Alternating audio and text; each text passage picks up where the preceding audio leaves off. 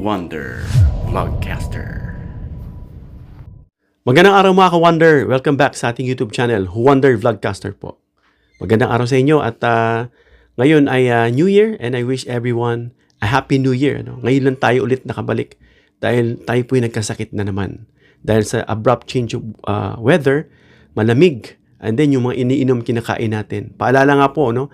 Sa mga, of course, maraming mga pagkain sa tables. Dahan-dahan po tayo sa pagkain dahil marami pong report ngayon na na-hospital at unfortunately, iba naman is namatay na. So speaking of namatay, itong wish ni Cara David na during her birthday, nagkaroon siya ng birthday wish na ang sabi niya is mamatay na yung lahat ng mga magnanakaw o nangungurakot sa gobyerno.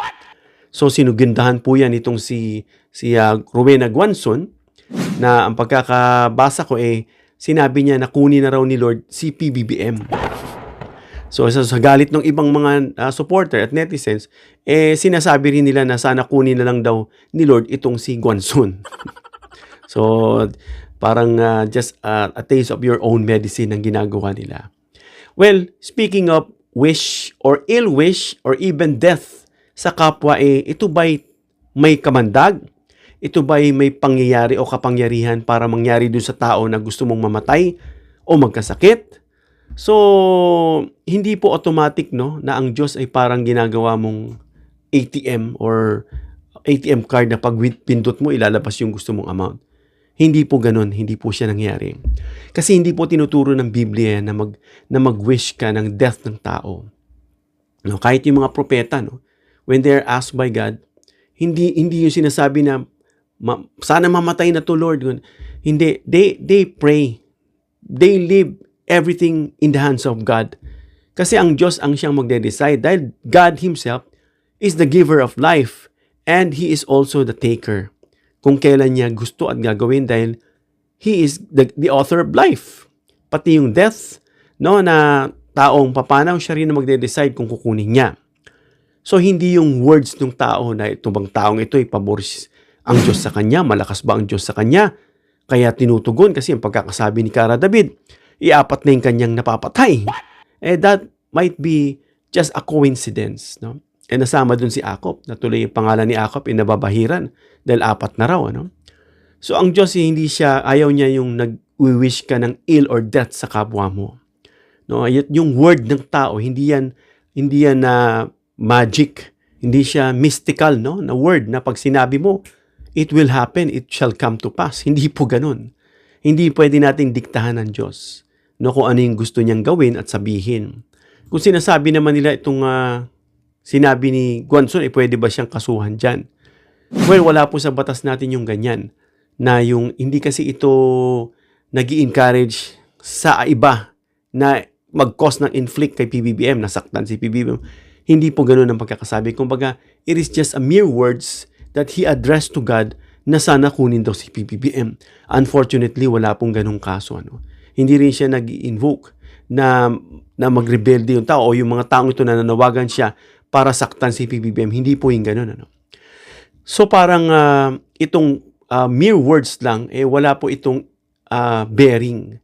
No? Dahil especially kung ang nagsasalita, hindi naman right in the presence of God. Meron bang taong maayos at matuwid na magsasalita ka ng ganyan na mamatay na isang tao?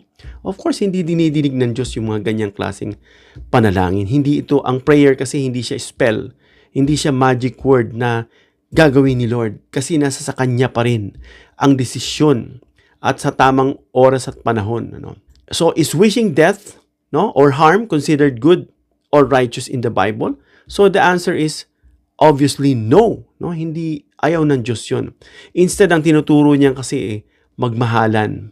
No? Sabi niya sa Matthew 5:44, love your enemies and pray for those who persecute you.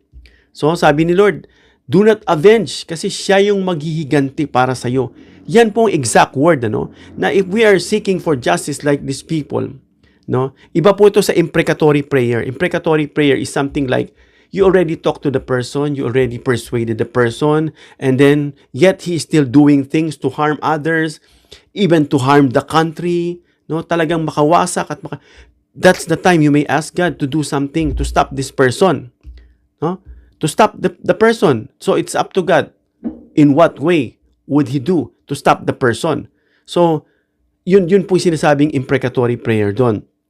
Pero ito nga sinasabi natin na kapag tayo'y gusto natin ng justice dahil sa katakot-takot na krimen, dahil sa katakot-takot na korupsyon na nagpapahirap sa ating bansa, then we can ask God, no, for justice to stop these corrupt people, no?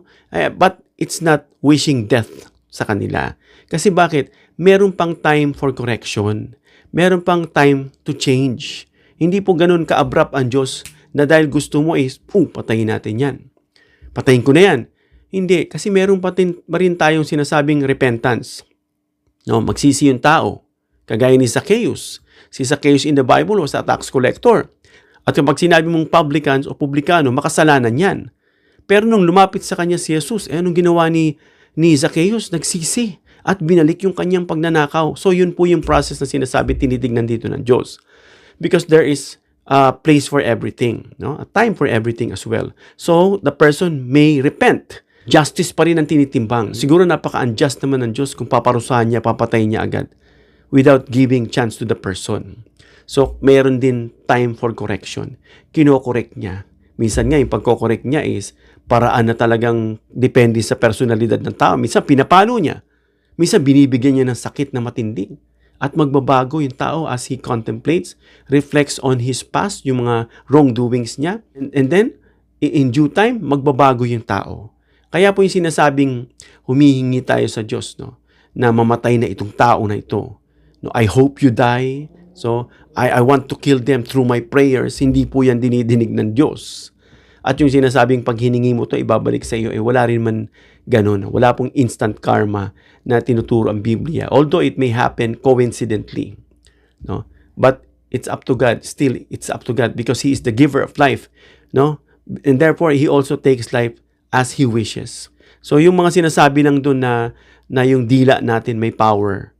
May power to bless and a power to curse. In this context, hindi po yan yung pag sinabi ng dila mamatay ka na, it will happen. Ang ibig sabihin yan, mga ka-wonder, halimbawa, nagpayo ka sa kapwa mo na masyadong down at maraming problema, distress, depressed, and then you gave an inspiring word at na-enlighten siya, nabuhayan siya. That's the power of the tongue. Meron nga dyan, sinabihan siya ng kanyang nanliligaw na, ang pangit mo, ayoko sa'yo, hindi kita sagutin. And eventually, he hanged himself. So, yun yung power ng tongue. There is power, pero hindi ito ibig sabihin na kapag sinabi mong mamatay ka ay mangyayari. Hindi po yun. Yun po yung sinasabing gamitin natin yung ating dila. Sabi nga, ang dila is maliit na parte ng katawan. But it can turn the world or it can turn a family, a relationship upside down or destroyed. It can ruin a relationship. So, yun yung sinasabing dila dito. So, kailangan yung bibig natin, no, lalo na tayo pong bumabatikos, hindi porke meron tayong liberty, meron tayong laya to express, aabusuhin natin. Meron po yung limitation. Kaya ganito po tayo magsalita. Kahit gusto na nating murahin, gusto na nating isumpa, gusto na nating anuman yung gusto natin sabihin sa galit natin, dahil may limit po yung sinasabing may batas po sa freedom of expression. Kahit sa mga speeches natin, dapat hindi po yan naaabuso. No, sorry, hindi po tayo kagaya ng ibang mga content creators na palamura dito, ganito, ganyan. Kasi we are gauging, weighing things out. Hindi natin dinadaan sa emosyon at palamura o pala flowery words lang. Dapat kailangan tinitimbang natin ito with wisdom, mga ka-wonder. So, yung mga nag-wish kay PBBM ng ill or death, it won't happen. I'm sorry, unfortunately. So, God doesn't listen to this type or kind of prayer. Hindi niya dinidinig yan. Because He is the sovereign God, He knows everything, at siya ang magja-judge. So sa mga yan, sa mga patuloy na nagnanakaw, na nagpa-plunder ng ating mga kabangyaman para humina at humirap ang bansa, pinagkakatiwala namin kayo sa kamay ng buhay na Diyos. Dahil He knows best what to do sa inyo. So kung napapanood nyo to, there is still time for everything to change, to repent, no? Because God is a God of justice, bibigyan niya pa rin kayo ng panahon magsisi. Dahil there is time for everything. And there's also place for changes. At dagdag pa dyan, itong kinakalat nilang si Rimulya, na na-hospital daw. Don't you know that it is also a form of crime na kinakalat nyo, disinformation or malinformation? Ibig sabihin, alam nyo na masama at peke, pero sinasadya nyo pa rin ikalat. That's disinformation. Meron namang malinformation, no? Na you are wishing to cause ill, to humiliate the person, sirain ng person. That's malinformation. Even misinformation, you don't know that this is fake and yet you shared it because you have accountability. You have to do research, no? Kung ito ba'y totoo. Kaya nga sabi, think before you click. Hanggang dito lang tayo mga ka-wonder. Comment down below your opinion kung meron po kayong saloobin para mabasa natin. And give me a thumbs up if you like this video para introduce ni YouTube sa iba pang mga viewers. And please share this video para malaman ng iba yung pinag-usapan natin. And of course, don't forget to subscribe, hit the notification bell icon, and choose all bilang suporta sa aming mga content creators. Hanggang sa muli mga ka-wonder. God bless.